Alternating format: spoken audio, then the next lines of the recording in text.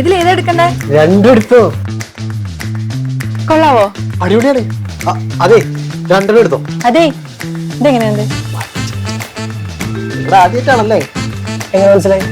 അല്ല, ബഡ്ജറ്റിനെ പറ്റി ടെൻഷൻ എടുക്കണ്ടപ്പോ മനസ്സിലായി. അല്ല, ഞാൻ എന്റെ മച്ചാനെ ബഡ്ജറ്റിനെ പറ്റി ടെൻഷൻ എടുക്കണ്ട. 99 മുതൽ സ്റ്റാർട്ട് ചെയ്ത ലേഡീസിന്റെ വൺ കളക്ഷൻ അവിടെ ഉള്ളത്. അത് മാത്രല്ല, വെറും 649 രൂപയ്ക്ക് ലേഡീസിന്റെ നല്ല ട്രെൻഡിങ് ആയിട്ട് 3 പീസ് സെറ്റ്. ഇത് പെണ്ണുങ്ങൾക്ക് ആണുങ്ങൾക്ക് വേറെ ഉണ്ട്. വെറും 149 രൂപയ്ക്ക് ടീഷർട്ട്, 2 ഷർട്ട് എടുത്താ വെറും 799 രൂപ. പിന്നെ 3 ജീൻസിന് 999 രൂപ. അങ്ങനെ നേരത്തെ പറയണ്ടേ? ഇപ്പൊ ഒന്നും നോക്കണ്ട, ആവശ്യമുള്ള എടുത്തു. ആണുങ്ങളെവിടെയെന്ന് പറഞ്ഞ അവിടെ അല്ലേ? ഇനി ബഡ്ജറ്റ് ഒരു പ്രശ്നമേ അല്ല. The salt hypermarket near Sreenarayana hall, margin free supermarket, Chullikkal, Kochi. Mattancherry boat ജെട്ടിയിലെ ശുചിമുറി തുറന്നു കൊടുക്കാത്തതിൽ പ്രതിഷേധിച്ച് UWEC ജലഗതാഗത വകുപ്പ് സൂപ്രണ്ടിനെ ഉപരോധിച്ചു.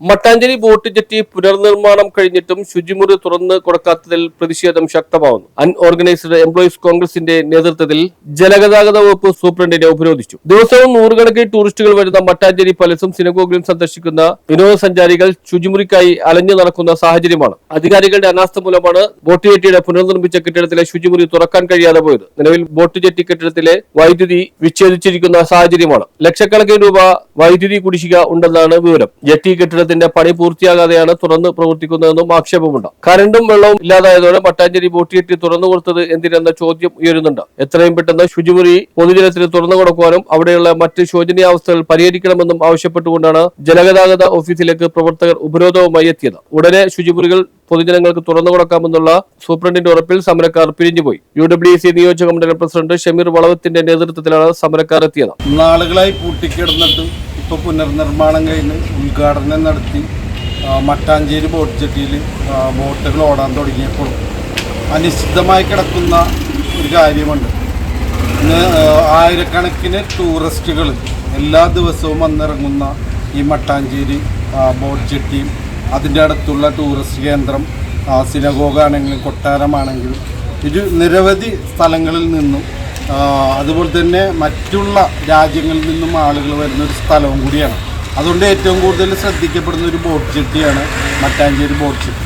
പക്ഷേ ഏറ്റവും ദയനീയമായിട്ടുള്ള ഒരു അവസ്ഥ, അവരൊരു ശോചനീയമായി കിടക്കുന്ന ശുചിമുറികളാണ്. നല്ല രീതിയിൽ പണിത് വെച്ചിട്ട് പൂട്ടിയിട്ടിരിക്കുന്നതാണ്.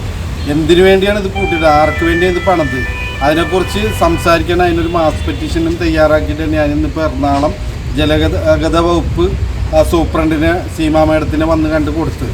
അപ്പോൾ അവിടെ നിന്ന് പറയുന്ന കാര്യങ്ങൾ നിലവിൽ കോടിക്കണക്കിന് രൂപ KCBക്ക് കൊടുക്കാനുള്ളതുകൊണ്ട് KCB പ്രോബ്ലമായി കിടക്കുന്നു. തൊട്ടടുത്തുള്ള ഒരാളുടെ കടയിൽ നിന്നാണ് ഇപ്പം നിലവിൽ അവിടെ ലൈറ്റ് ഇട്ടിരിക്കുന്ന കറണ്ട് എടുക്കണം, ലൈറ്റിന് വേണ്ടിയുള്ള കറണ്ട് എടുത്തിരിക്കുന്നത്. അങ്ങനെ ഒട്ടനവധി പ്രശ്നങ്ങളാണ് ഇവർ ചൂണ്ടിക്കാണിക്കുന്നത്. ഇതിനു മുമ്പ് കൊട്ടേഷൻ കൊടുത്ത ആൾ കാലൊടിഞ്ഞ് കിടക്കുന്നു പറയുന്നു. വേറെ ആർക്കും ഇതുവരെയും പിന്നെ തിരിച്ചു കൊടുത്തിട്ടില്ല.